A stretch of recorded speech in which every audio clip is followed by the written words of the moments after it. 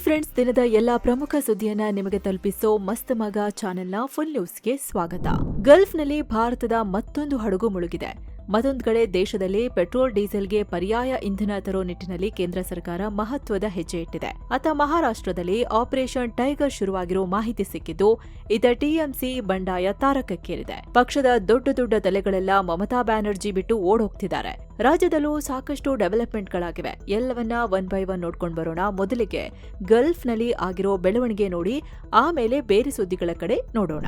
Middle ಈಸ್ಟ್ನಲ್ಲಿ ಯುದ್ಧದ ಬಿಸಿ ಹಾಗೆ ಇರೋ ಹೊತ್ತಲ್ಲಿ ಭಾರತದ ಹಡಗೊಂದು ಮುಳುಗಡೆಯಾಗಿದೆ.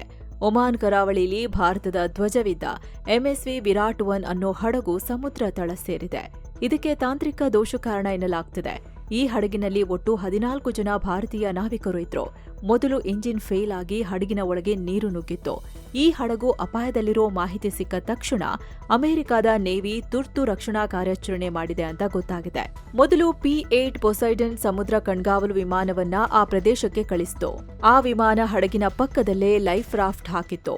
ಲೈಫ್ ರಾಫ್ಟ್ ಅಂದ್ರೆ ಎಮರ್ಜೆನ್ಸಿ ಬೋಟ್ ಇದ್ದ ಹಾಗೆ. ಸಮುದ್ರದಲ್ಲಿ ಹಡಗು ಅಥವಾ ಬೋಟ್ ಮುಳುಗ್ತಿರೋವಾಗ ಇದನ್ನ ಬಳಸ್ತಾರೆ.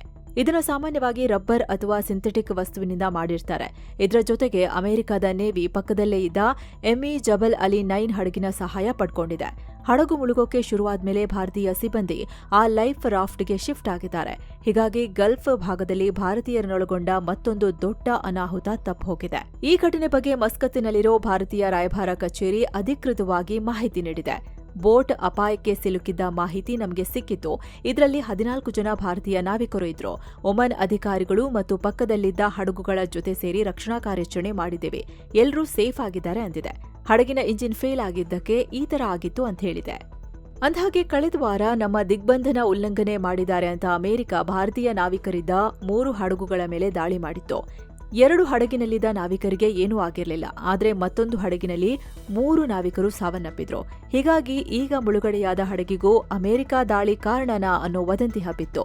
ಆದ್ರೆ ಇಲ್ಲ, ಇದು ತಾಂತ್ರಿಕ ದೋಷ ಅಂತ ರಾಯಭಾರ ಕಚೇರಿ ಹೇಳಿದೆ. ಇನ್ನು ಅಮೆರಿಕ ಇರಾನ್ ಡೀಲ್ನ ಫೈನಲ್ ಡ್ರಾಫ್ಟ್ ಬಗ್ಗೆ ಒಂದಷ್ಟು ಮಹತ್ವದ ಮಾಹಿತಿ ಹೊರಬಿದ್ದಿದೆ. ಒಪ್ಪಂದದ ಪ್ರಕಾರ ಇರಾನ್ ತಕ್ಷಣವೇ ಹಾರ್ಮುಜ್ ಜಲಸಂಧಿಯನ್ನ ವಾಣಿಜ್ಯ ಹಡಗುಗಳಿಗೆ ಓಪನ್ ಮಾಡಬೇಕು. ಇದಕ್ಕೆ ಪ್ರತಿಯಾಗಿ ಇರಾನ್ ಬಂದರುಗಳ ಮೇಲಿನ ದಿಗ್ಬಂಧನವನ್ನ ಅಮೆರಿಕ ತೆರವುಗೊಳಿಸಲಿದೆ ಅಂತ ಹೇಳಲಾಗಿದೆ.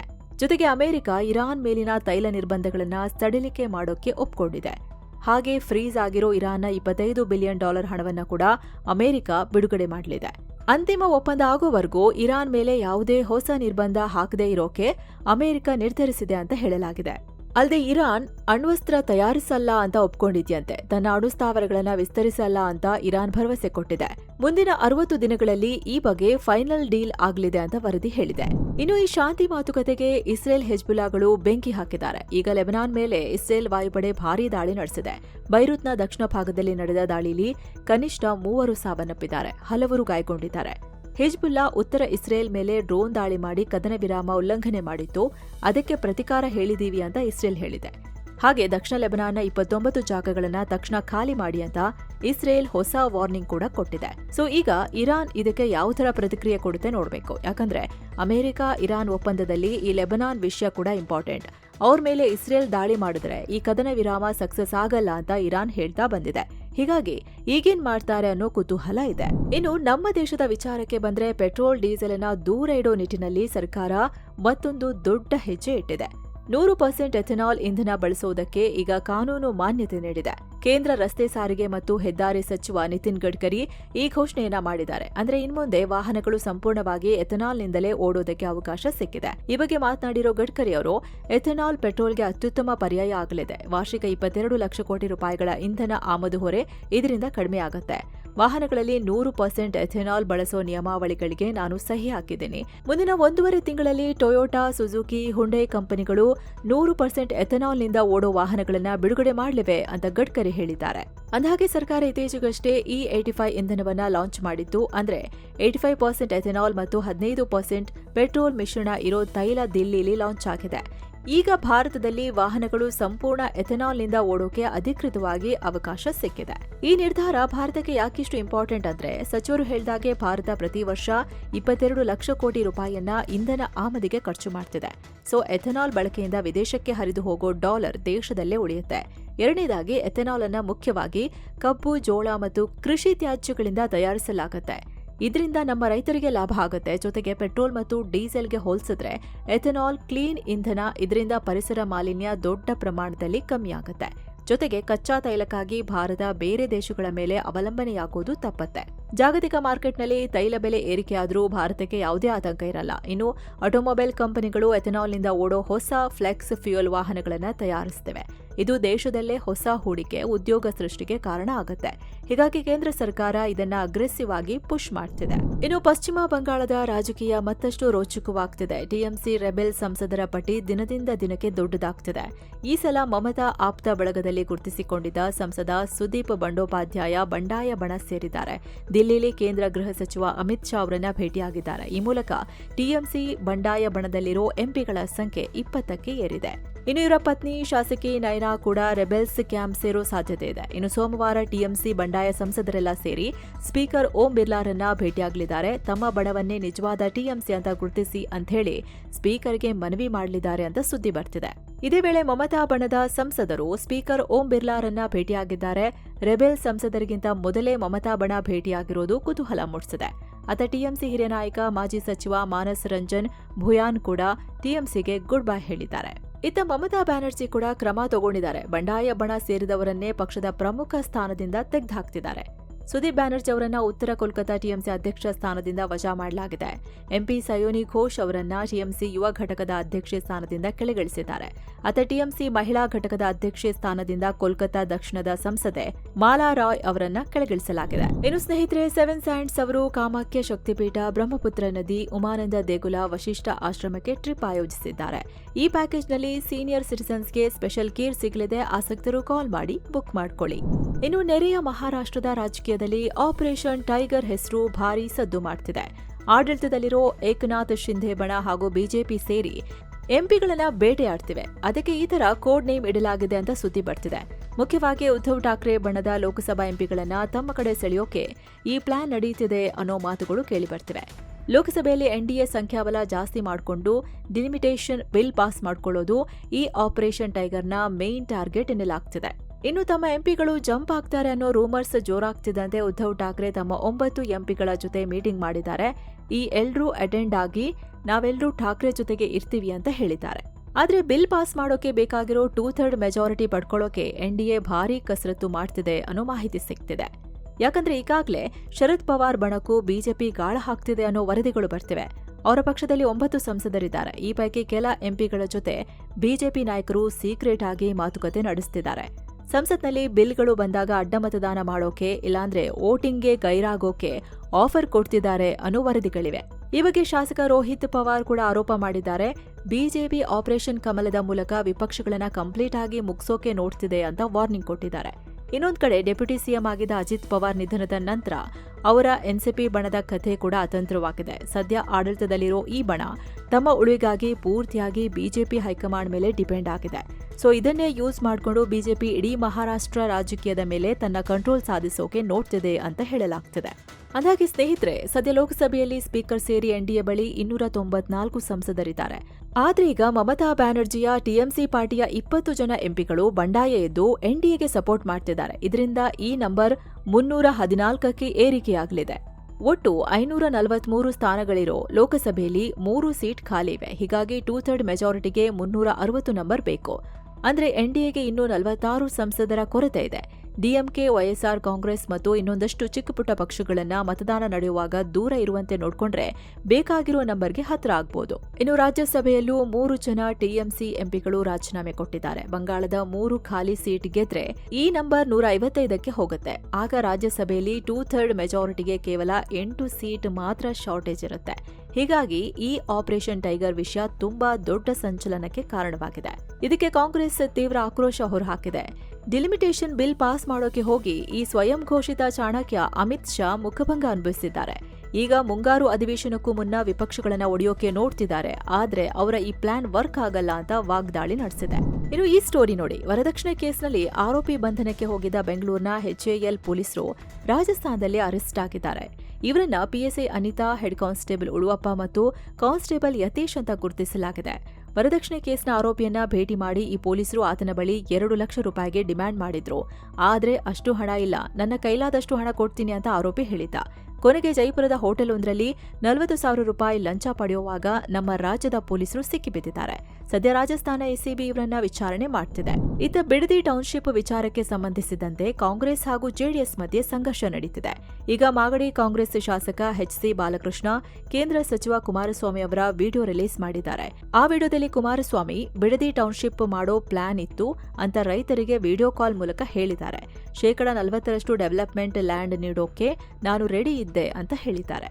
ಅಂದ್ರೆ ಹಿಂದೆ ತಾವೇ ಟೌನ್ಶಿಪ್ ಮಾಡೋಕೆ ಪ್ಲಾನ್ ಮಾಡಿದ್ದ ಕುಮಾರಸ್ವಾಮಿ ಈಗಾಕೆ ವಿರೋಧ ಮಾಡ್ತಿದ್ದಾರೆ ಅಂತ ಕಾಂಗ್ರೆಸ್ ಪ್ರಶ್ನೆ ಮಾಡಿದೆ. ಇದಕ್ಕೆ ಕುಮಾರಸ್ವಾಮಿ ರಿಯಾಕ್ಟ್ ಮಾಡಿದ್ದಾರೆ. ನಾನು ಟೌನ್ಶಿಪ್ ಮಾಡೋಕೆ ಹೊರಟಿದ್ದು ನಿಜ, ಆದ್ರೆ ರೈತರ ವಿರೋಧದಿಂದ ನಿಲ್ಸಿದೆ. ಮೊದಲು ಹೇಳಿದ್ದು 2,000 ಎಕರೆ ಸರ್ಕಾರಿ ಭೂಮಿ, ಈಗ 700 ಎಕರೆ ಸರ್ಕಾರಿ ಭೂಮಿ ಲೆಕ್ಕ ತೋರಿಸ್ತಿದ್ದಾರೆ. ಉಳಿದ ಸರ್ಕಾರಿ ಭೂಮಿ ಎಲ್ಲೋಯ್ತು, ಯಾರ್ಯಾರ ಹೆಸರಿಗೆ ಏನೇನ್ ಮಾಡ್ಕೊಂಡಿದ್ದೀರಿ ಅಂತ ಪ್ರಶ್ನೆ ಮಾಡಿದ್ದಾರೆ. ಈ ಟೌನ್ಶಿಪ್ ಅನ್ನೋದು ಹಣ ಮಾಡೋ ಯೋಜನೆ ಅಂದಿದ್ದಾರೆ. ಇದಕ್ಕೆ ಸಿಎಂ ಡಿಕೆ ಶಿವಕುಮಾರ್ ತಿರುಗೇಟು ಕೊಟ್ಟಿದ್ದಾರೆ. ಬಿಡದಿ ಟೌನ್ಶಿಪ್ ವಿಚಾರದಲ್ಲಿ ಜೆಡಿಎಸ್ ಹೋರಾಟ ಮಾಡಲಿ, ಕುಮಾರಸ್ವಾಮಿ ಹಾಕಿಕೊಟ್ಟ ಮಾರ್ಗದಲ್ಲೇ ಟೌನ್ಶಿಪ್ ಮಾಡ್ತಿದ್ದೇವೆ, ಇದಕ್ಕೆ ಪ್ರಧಾನಿ ಮೋದಿ ಅವರೇ ಬೆಂಬಲ ಕೊಟ್ಟಿದ್ದಾರೆ ಅಂತ ಡಿಕೆಶಿ ಹೇಳಿದ್ದಾರೆ. ಇನ್ನು ಬಿಡದಿ ಟೌನ್ಶಿಪ್ ವಿರುದ್ಧ ರೈತರ ಆಕ್ರೋಶ ಕೂಡ ಸ್ಫೋಟಗೊಂಡಿದೆ. ಸರ್ಕಾರದ ವಿರುದ್ಧ ರೈತರು ಬೃಹತ್ ಹೋರಾಟಕ್ಕೆ ಕರೆ ಕೊಟ್ಟಿದ್ದಾರೆ. ಜೂನ್ 22ರಂದು ಕರ್ನಾಟಕ ರಾಜ್ಯ ರೈತ ಸಂಘ ಬೈರಮಂಗಲ ಚಲೋ ಹೋರಾಟಕ್ಕೆ ಕರೆ ಕೊಟ್ಟಿದೆ. ಬಿಜೆಪಿ, ಜೆಡಿಎಸ್, ವಿವಿಧ ಕಾರ್ಮಿಕ ಸಂಘಟನೆಗಳು, ಕನ್ನಡ ಪರ ಸಂಘಟನೆಗಳು ರೈತರ ಹೋರಾಟಕ್ಕೆ ಬೆಂಬಲ ನೀಡಿವೆ. ಇನ್ನು ಈ ಬಿಡದಿ ಟೌನ್ಶಿಪ್ ವಿಚಾರ ದಿಲ್ಲಿ ಅಂಗಳಕ್ಕೂ ಹೋಗಿದೆ. ರೈತರ ಹಿತಾಸಕ್ತಿ ವಿರುದ್ಧದ ಭೂಸ್ವಾಧೀನ ಪ್ರಕ್ರಿಯೆ ಕೈಬಿಡುವಂತೆ ಸಿಎಂಗೆ ಹೇಳಿ ಅಂತ ಬಿಜೆಪಿ ರಾಜ್ಯಾಧ್ಯಕ್ಷ ವಿಜಯೇಂದ್ರ ರಾಹುಲ್ ಗಾಂಧಿಗೆ ಪತ್ರ ಬರೆದಿದ್ದಾರೆ. ನೀವು ದೇಶಾದ್ಯಂತ ರೈತರ ಭೂಮಿ ಉಳಿಸೋ ಹಾಗೂ ಕಾರ್ಪೊರೇಟ್ ಕಪಿಮುಷ್ಟಿಯಿಂದ ದೇಶವನ್ನ ರಕ್ಷಿಸೋ ಹೆಸರಲ್ಲಿ ಘೋಷಣೆ ಕೂಗ್ತೀರಿ, ಯಾತ್ರೆ ಮಾಡ್ತೀರಿ. ಹೀಗಾಗಿ ರೈತರ ಹಿತಾಸಕ್ತಿ ವಿರುದ್ಧ ನಡೆದಿರೋ ಭೂಸ್ವಾಧೀನ ಪ್ರಕ್ರಿಯೆಯಲ್ಲಿ ಮಧ್ಯಪ್ರವೇಶ ಮಾಡಿ ಅಂತ ಮನವಿ ಮಾಡಿದ್ದಾರೆ. ಇನ್ನು ರಾಜ್ಯದ ಹಲವೆಡೆ ಮುಂಗಾರು ಮಳೆ ಜೋರಾಗ್ತಿದೆ. ಕಳೆದ 24 ಗಂಟೆಗಳಲ್ಲಿ ಉಡುಪಿ ಜಿಲ್ಲೆಯ ಅಂಬಲ್ಪಾಡಿ ಅನ್ನೋ ಕಡೆ ಅತಿ ಹೆಚ್ಚು ಅಂದ್ರೆ 142 ಮಿಲಿಮೀಟರ್ ಮಳೆಯಾಗಿದೆ. ಮುಂದಿನ 24 ಗಂಟೆಗಳಲ್ಲಿ ದಕ್ಷಿಣ ಕರ್ನಾಟಕದಲ್ಲಿ ಭಾರೀ ಮಳೆಯಾಗುವ ಸಾಧ್ಯತೆ ಇದೆ ಅಂತ ಹವಾಮಾನ ಇಲಾಖೆ ಎಚ್ಚರಿಕೆ ನೀಡಿದೆ. ಬೆಂಗಳೂರು ಸೇರಿದಂತೆ ಹಳೆ ಮೈಸೂರು ಭಾಗ, ಮಲೆನಾಡು ಹಾಗೂ ಕರಾವಳಿ ಜಿಲ್ಲೆಗಳಿಗೆ ಯೆಲ್ಲೋ ಅಲರ್ಟ್ ನೀಡಲಾಗಿದೆ. ಇತ್ತ ಉತ್ತರ ಒಳನಾಡಲ್ಲಿ ಜೂನ್ 14ರಿಂದ 18ರವರೆಗೆ ಕೆಲವು ಕಡೆಗಳಲ್ಲಿ ಸಾಧಾರಣ ಮಳೆಯಾಗಲಿದೆ ಅಂತ ಹವಾಮಾನ ಇಲಾಖೆ ಹೇಳಿದೆ. ಮತ್ತೊಂದು ಕಡೆ ರಾಜ್ಯದಲ್ಲಿ ಕರೆಂಟ್ ಡಿಮ್ಯಾಂಡ್ ಮುಂದಿನ 5 ವರ್ಷಗಳಲ್ಲಿ 40% ಹೆಚ್ಚಾಗುತ್ತೆ ಅಂತ ಇಂಧನ ಇಲಾಖೆ ಹೇಳಿದೆ.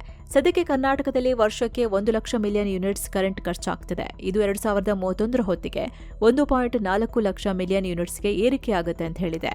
ಈ ಡಿಮ್ಯಾಂಡ್ಗೆ ಮೇನ್ ಕಾರಣ ಅಂದ್ರೆ ಇವಿ ಬಳಕೆ ಜಾಸ್ತಿ ಆಗ್ತಿರೋದು, ಜೊತೆಗೆ ಡೇಟಾ ಸೆಂಟರ್ಗಳು ಕೂಡ ಹೆಚ್ಚಾಗ್ತಿವೆ, ಹಾಗೆ ಹೊಸ ಇಂಡಸ್ಟ್ರಿಗಳು ಕೂಡ ತಲೆ ಎತ್ತಿವೆ. ಹೀಗಾಗಿ ಈ ಕ್ಷೇತ್ರಗಳ ಡಿಮ್ಯಾಂಡ್ ಮ್ಯಾನೇಜ್ ಮಾಡೋಕೆ ಅಂತ ಸರ್ಕಾರ ವಿದ್ಯುತ್ ಉತ್ಪಾದನಾ ಸಾಮರ್ಥ್ಯ 70% ಹೆಚ್ಚಿಸೋಕೆ ಡಿಸೈಡ್ ಮಾಡಿದೆ. ಸದ್ಯಕ್ಕೆ ಕರ್ನಾಟಕದಲ್ಲಿ 39 ಗಿಗಾವ್ಯಾಟ್ ಕೆಪಾಸಿಟಿ ಇದೆ. 2031ರ ಒಳಗೆ ಹೊಸದಾಗಿ 27 ಗಿಗಾವ್ಯಾಟ್ ಆಡ್ ಮಾಡೋ ಪ್ಲಾನ್ ಇದೆ. ಈ 27 ಗಿಗಾವ್ಯಾಟ್ನಲ್ಲಿ ಬರೋಬ್ಬರಿ 23 ಗಿಗಾವ್ಯಾಟ್ ವಿದ್ಯುತ್ ಸೋಲಾರ್, ವಿಂಡ್ ತರಹದ ರಿನ್ಯೂಯಬಲ್ ಎನರ್ಜಿ ಮೂಲಗಳಿಂದಲೇ ಬರಲಿದೆ. ಇನ್ನು ಉಳಿದ 4 ಗಿಗಾವ್ಯಾಟ್ ಕರೆಂಟ್ ಅನ್ನ ನಾರ್ಮಲ್ ಥರ್ಮಲ್ ಮತ್ತೆ ಹೈಡ್ರೋ ಎನರ್ಜಿ ಪ್ಲಾಂಟ್ಗಳಿಂದ ಉತ್ಪಾದನೆ ಮಾಡ್ತಾರೆ ಅಂತ ಇಂಧನ ಇಲಾಖೆಯ additional chief secretary Gaurav Gupta ಹೇಳಿದ್ದಾರೆ. ಹಾಗೆ ನೀಟ್ ಪರೀಕ್ಷೆ ಅಕ್ರಮ ಖಂಡಿಸಿ ಬೆಂಗಳೂರಿನ ಫ್ರೀಡಂ ಪಾರ್ಕ್ನಲ್ಲಿ ಕಾಕ್ರೋಚ್ ಜನತಾ ಪಾರ್ಟಿ ಬೃಹತ್ ಪ್ರತಿಭಟನೆ ನಡೆಸಿದೆ. ಕಾಕ್ರೋಚ್ ಜನತಾ ಪಾರ್ಟಿಯ ವಕ್ತಾರ ಸೌರವ್ ದಾಸ್ ನೇತೃತ್ವದಲ್ಲಿ ಪುನೀತ್ ಸಮಾಧಿಗೆ ಪುಷ್ಪ ನಮನ ಸಲ್ಲಿಸೋ ಮೂಲಕ ಪ್ರೊಟೆಸ್ಟ್ ಶುರುವಾಯಿತು. ಈ ವೇಳೆ ನಟ ಪ್ರಕಾಶ್ ರಾಜ್, ನಟ ಕಿರಣ್ ಶ್ರೀನಿವಾಸ್ ಸೇರಿ ಹಲವರು ಭಾಗಿಯಾಗಿದ್ರು. ಶಿಕ್ಷಣ ಕ್ಷೇತ್ರದಲ್ಲಿ ನಡೆದಿರುವ ಅನ್ಯಾಯಗಳನ್ನು ಸಹಿಸೋಕೆ ಸಾಧ್ಯ ಇಲ್ಲ. ಹೀಗಾಗಿ ಕೇಂದ್ರ ಶಿಕ್ಷಣ ಸಚಿವ ಧರ್ಮೇಂದ್ರ ಪ್ರಧಾನ್ ತಕ್ಷಣ ರಾಜೀನಾಮೆ ನೀಡಬೇಕು ಅಂತ ಪ್ರತಿಭಟನಾಕಾರರು ಆಗ್ರಹಿಸಿದ್ರು. ಇನ್ನು ಫ್ರಾನ್ಸ್ ಪ್ರವಾಸದಲ್ಲಿರೋ ಪಿಎಂ ಮೋದಿ ಫ್ರಾನ್ಸ್ ಅಧ್ಯಕ್ಷ ಇಮ್ಯಾನ್ಯುಯಲ್ ಮ್ಯಾಕ್ರಾನ್ ರನ್ನ ಮೀಟ್ ಮಾಡಿದ್ದಾರೆ. ಇಬ್ಬರು ನಾಯಕರು ಪರಸ್ಪರ ತಬ್ಬಿಕೊಂಡು ಕೈಕುಲುಕಿ ಶುಭಾಶಯ ವಿನಿಮಯ ಮಾಡಿಕೊಂಡ್ರು. ಇದಾದ್ಮೇಲೆ ಇಬ್ರು ಸೇರಿ ಫ್ರಾನ್ಸ್ನ ನೈಸ್ ನಗರದಲ್ಲಿ ಭಾರತ ಇನ್ನೋವೇಟ್ಸ್ ಕಾರ್ಯಕ್ರಮ ಉದ್ಘಾಟಿಸಿದ್ದಾರೆ. ಭಾರತ, ಫ್ರಾನ್ಸ್ ಮತ್ತು ಪ್ರಪಂಚದಾದ್ಯಂತ ಇರೋ ಸ್ಟಾರ್ಟ್ಅಪ್ಗಳು ಮತ್ತು ಹೂಡಿಕೆದಾರರನ್ನ ಒಂದೆಡೆ ಸೇರಿಸುವ ಕಾರ್ಯಕ್ರಮ ಇದಾಗಿತ್ತು. ಜೂನ್ 14ರಿಂದ 16ರವರೆಗೆ 3 ದಿನಗಳ ಕಾಲ ಈ ಇನ್ನೋವೇಷನ್ ಸಮ್ಮೇಳನ ನಡೆಯಲಿದೆ. ಇನ್ನು ಈ ಕಾರ್ಯಕ್ರಮ ಉದ್ಘಾಟಿಸಿ ಮಾತನಾಡಿರೋ ಮ್ಯಾಕ್ರಾನ್, ಪ್ರಧಾನಿ ಮೋದಿ ಅವರನ್ನ ನೈಸ್ ನಗರಕ್ಕೆ ಸ್ವಾಗತಿಸಿದ್ದು ನನಗೆ ದೊಡ್ಡ ಗೌರವ. ಸದ್ಯ ಇನ್ನೋವೇಷನ್ ವಿಚಾರದಲ್ಲಿ ಭಾರತ ಜಾಗತಿಕ ಮಟ್ಟದಲ್ಲಿ ಮುಂಚೂಣಿಯಲ್ಲಿದೆ. ಬಾಹ್ಯಾಕಾಶ ವಲಯದಲ್ಲಿ ಚಂದ್ರಯಾನ 3 ಮಿಷನ್ ಮೂಲಕ ಚಂದ್ರನ ದಕ್ಷಿಣ ಧ್ರುವದಲ್ಲಿ ಇಳಿದಿದ್ದು ಇದಕ್ಕೆ ಬೆಸ್ಟ್ ಉದಾಹರಣೆ ಅಂತ ಮ್ಯಾಕ್ರಾನ್ ಹೇಳಿದ್ದಾರೆ. ಸದ್ಯ ಸ್ಮಾಲ್ ನ್ಯೂಕ್ಲಿಯರ್ ರಿಯಾಕ್ಟರ್ ಕ್ಷೇತ್ರದಲ್ಲಿ ಭಾರತದ ಜೊತೆ ನಾವು ಕೆಲಸ ಮಾಡ್ತಿದ್ದೀವಿ ಅಂತ ಫ್ರಾನ್ಸ್ ಅಧ್ಯಕ್ಷರು ಹೇಳಿದ್ದಾರೆ. ಇನ್ನು ಈ ವೇಳೆ ಮಾತನಾಡಿದ ಮೋದಿ, ಭಾರತ ವಿಶ್ವದ 3ನೇ ಅತಿ ದೊಡ್ಡ ಸ್ಟಾರ್ಟ್ಅಪ್ ಎಕೋಸಿಸ್ಟಮ್. ಇನ್ನೋವೇಷನ್ ಅನ್ನೋದು ಭಾರತದ ಡಿಎನ್ಎಯಲ್ಲಿದೆ. ಈ ಶತಮಾನದ ಸವಾಲುಗಳನ್ನು ಎದುರಿಸೋಕೆ ಭಾರತ ಮತ್ತು ಫ್ರಾನ್ಸ್ ಒಂದಾಗಿ ಹೆಜ್ಜೆ ಹಾಕಬೇಕು ಅಂದಿದ್ದಾರೆ. ಇನ್ನು ಉತ್ತರಾಖಂಡ್ನಲ್ಲಿ ಹಣ ಮತ್ತು ನೀರಿನ ವಿಚಾರಕ್ಕೆ ಎರಡು ಗುಂಪುಗಳ ಮಧ್ಯೆ ಕೋಮುಗಲಭೆಯಾಗಿದೆ. ಪರಿಣಾಮ ಗಲಾಟೆಯಲ್ಲಿ ಬಜರಂಗದಳ ಮುಖಂಡ ವಿನೋದ್ ಅನ್ನೋರನ್ನ ಹತ್ಯೆ ಮಾಡಲಾಗಿದೆ. ಸದ್ಯ ಪೊಲೀಸರು ಅಮನ್, ಇಮ್ತಿಯಾಜ್, ಶೆಹಬಾಜ್ ಸೇರಿ 12 ಜನರ ವಿರುದ್ಧ ಎಫ್ಐಆರ್ ದಾಖಲಿಸಿ 4ರನ್ನ ಬಂಧಿಸಿದ್ದಾರೆ. ಇತ್ತ ಆರೋಪಿಗಳ ಆಸ್ತಿ ಮೇಲೆ ಬುಲ್ಡೋಸರ್ ಕಾರ್ಯಾಚರಣೆ ಕೂಡ ಶುರುವಾಗಿದೆ ಅನ್ನೋ ಮಾಹಿತಿ ಲಭ್ಯವಾಗಿದೆ. ವದಂತಿ ಹಬ್ಬದಂತೆ ತಡೆಯೋಕೆ ಇಡೀ ಏರಿಯಾದಲ್ಲಿ ಇಂಟರ್ನೆಟ್ ಸೇವೆ ಸ್ಥಗಿತಗೊಳಿಸಲಾಗಿದೆ. ಯಾವುದೇ ಅಹಿತಕರ ಘಟನೆ ನಡೆಯದಂತೆ ಇಡೀ ಗ್ರಾಮದಲ್ಲಿ ಹೆಚ್ಚಿನ ಪೊಲೀಸರನ್ನ ನಿಯೋಜಿಸಲಾಗಿದೆ. ಇನ್ನೊಂದು ಕಡೆ ಸೇನೆ ತನ್ನ ಸಮವಸ್ತ್ರದ ನಿಯಮಗಳಲ್ಲಿ ದೊಡ್ಡ ಬದಲಾವಣೆ ತಂದಿದೆ. ಬ್ರಿಟಿಷರ ಕಾಲದ ಹಳೆಯ ಸಂಪ್ರದಾಯಗಳನ್ನು ಕೈಬಿಡೋಕೆ ನಿರ್ಧರಿಸಿದೆ. ಇದರ ಭಾಗವಾಗಿ ಫಾರ್ಮಲ್ ಕಾರ್ಯಕ್ರಮಗಳಲ್ಲಿ ಬಂಡಿ ಜಾಕೆಟ್ ಧರಿಸೋಕೆ ಅವಕಾಶ ಕೊಡಲಾಗಿದೆ. ಹಾಗೆ ಸಮವಸ್ತ್ರದಲ್ಲಿದ್ದ ಸೆರೆಮೋನಿಯಲ್ ಪೌಚ್ ಬೆಲ್ಟ್ಗಳನ್ನು ಕೂಡ ತೆಗೆದುಹಾಕಲಾಗಿದೆ. ಪರೇಡ್ ವೇಳೆ ರಿವ್ಯೂಯಿಂಗ್ ಅಧಿಕಾರಿಗಳು ಕತ್ತಿ ಹಿಡಿಯೋದನ್ನ ಕಡ್ಡಾಯದ ಬದಲು ಆಪ್ಷನ್ ತರ ಮಾಡಲಾಗಿದೆ. ಮಹಿಳಾ ಅಧಿಕಾರಿಗಳು ಸಿಂಪಲ್ ಬಣ್ಣದ ಸೀರೆಗಳನ್ನು ಧರಿಸೋಕೆ ಅವಕಾಶ ಕಲ್ಪಿಸಲಾಗಿದೆ. ಅಥವಾ ಕುರ್ತಾ ಸಲ್ವಾರ್, ಉದ್ದದ ಸ್ಟ್ರೈಟ್ ಪ್ಯಾಂಟ್ ಮತ್ತು ದುಪಟ್ಟಾ ಕೂಡ ಧರಿಸಬಹುದು. ಇನ್ನು ಟ್ಯಾಟೂ ಮತ್ತು ಬಾಡಿ ಪಿಯರ್ಸಿಂಗ್ ಅನ್ನ ಸಂಪೂರ್ಣವಾಗಿ ನಿಷೇಧಿಸಲಾಗಿದೆ. ಯೂನಿಫಾರ್ಮ್ನಲ್ಲಿದ್ದಾಗ ಯೋಧರು ಯಾವುದೇ ಬ್ರೇಸ್ಲೆಟ್ ಹಾಕುವ ಹಾಗಿಲ್ಲ. ಆದರೆ ಪೂಜೆ ದಿನ ಒಂದೇ ಒಂದು ಪವಿತ್ರ ದಾರ ಧರಿಸೋಕೆ ಅವಕಾಶವಿದೆ. ಇನ್ನು ಯಾವುದೇ ಧಾರ್ಮಿಕ ಗುರುತು ಅಥವಾ ಚಿಹ್ನೆಗಳನ್ನು ಹಾಕುವ ಹಾಗಿಲ್ಲ. ಸಿಖ್ ಯೋಧರಿಗೆ ಮಾತ್ರ ವಿನಾಯಿತಿ ಇದೆ. ಹಾಗೆ ಯೋಧರ ಮೀಸೆ 12 ಸೆಂಟಿಮೀಟರ್ಗಿಂತ ಹೆಚ್ಚು ಉದ್ದ ಇರೋ ಹಾಗಿಲ್ಲ. ಯೂನಿಫಾರ್ಮ್ನಲ್ಲಿ ಯಾವುದೇ ಡಿಯೋಡ್ರೆಂಟ್ ಮತ್ತು ಪರ್ಫ್ಯೂಮ್ ಬಳಸೋವಂತಿಲ್ಲ. ಇತ್ತ ಮಹಿಳಾ ಸಿಬ್ಬಂದಿಗೂ ಕಾಸ್ಮೆಟಿಕ್ ವಿಚಾರದಲ್ಲಿ ಕಟ್ಟುನಿಟ್ಟಿನ ನಿಯಮ ತರಲಾಗಿದೆ. ಲಿಪ್ಸ್ಟಿಕ್, ಬಣ್ಣದ ನೇಲ್ ಪಾಲಿಶ್, ಬಿಂದಿ ಮತ್ತು ಮೂಗುತಿ ಹಾಕೋವಂತಿಲ್ಲ. ಸಿಂಧೂರವನ್ನು ಹಚ್ಕೋಬಹುದು. ಆದರೆ ತಲೆಗೆ ಕ್ಯಾಪ್ ಹಾಕಿದ್ಮೇಲೆ ಅದು ಕಾಣಿಸಬಾರದು ಅಂತ ಹೇಳಲಾಗಿದೆ. ಈ ಎಲ್ಲಾ ಹೊಸ ಬದಲಾವಣೆಗಳನ್ನ ಆರ್ಮಿ ಯೂನಿಫಾರ್ಮ್ಸ್ 2026 ಕೈಪಿಡಿಯಲ್ಲಿ ವಿವರಿಸಲಾಗಿದೆ. ಅಯೋಧ್ಯೆ ರಾಮ ಮಂದಿರದ ದೇಣಿಗೆಯಲ್ಲಿ ಅಕ್ರಮ ನಡೆದಿದೆ ಅನ್ನೋ ವಿವಾದ ದೊಡ್ಡ ಸ್ವರೂಪ ಪಡ್ಕೊಂಡಿದೆ. ಈ ಬಗ್ಗೆ ಸಮಗ್ರ ತನಿಖೆ ನಡೆಸೋಕೆ ಯೋಗಿ ಸರ್ಕಾರ 3 ಸದಸ್ಯರ ಎಸ್ಐಟಿ ರಚಿಸಿದೆ. ಸಮಗ್ರ ತನಿಖೆ ನಡೆಸಿ ಸರ್ಕಾರಕ್ಕೆ ವರದಿ ನೀಡುವಂತೆ ಈ ತಂಡಕ್ಕೆ ಸೂಚಿಸಲಾಗಿದೆ. ಇನ್ನೊಂದು ಕಡೆ ಯುಪಿಯ ಸ್ಪೆಷಲ್ ಆಪರೇಷನ್ ಗ್ರೂಪ್ ಎಸ್ಒಜಿ ಕೂಡ ತನಿಖೆ ಚುರುಕುಗೊಳಿಸಿದೆ. ದೇಣಿಗೆ ಎಣಿಕೆ ಕಾರ್ಯದಲ್ಲಿ ಭಾಗಿಯಾಗಿದ್ದ ಹಲವು ಸಿಬ್ಬಂದಿಗಳನ್ನ ವಿಚಾರಿಸುತ್ತಿದ್ದಾರೆ. ಅಂದಹಾಗೆ ಈ ವಿವಾದ ಏನು, ಇದರ ಬಗ್ಗೆ ವಿಶೇಷ ವರದಿಯಲ್ಲಿ ಮಾಹಿತಿಯನ್ನ ಕೊಟ್ಟಿದ್ದೀವಿ. ನೀವು ಅದನ್ನ ಚೆಕ್ ಮಾಡಬಹುದು. ಇನ್ನು ಅಮೆಜಾನ್ ನೌ ಜಾಹೀರಾತಿನಲ್ಲಿ ಗಣಿತ ತಜ್ಞ ಆರ್ಯಭಟರನ್ನ ಬಳಸಿರೋದು ವಿವಾದ ಸೃಷ್ಟಿಸಿದೆ.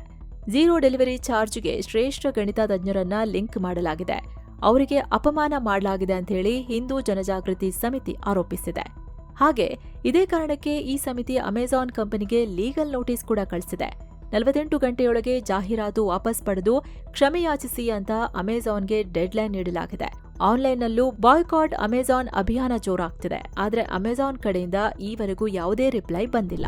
ICC women's T20 world cup ಪಂದ್ಯದಲ್ಲಿ ಭಾರತ ಮತ್ತು ಪಾಕಿಸ್ತಾನ ಮುಖಾಮುಖಿಯಾಗಿವೆ.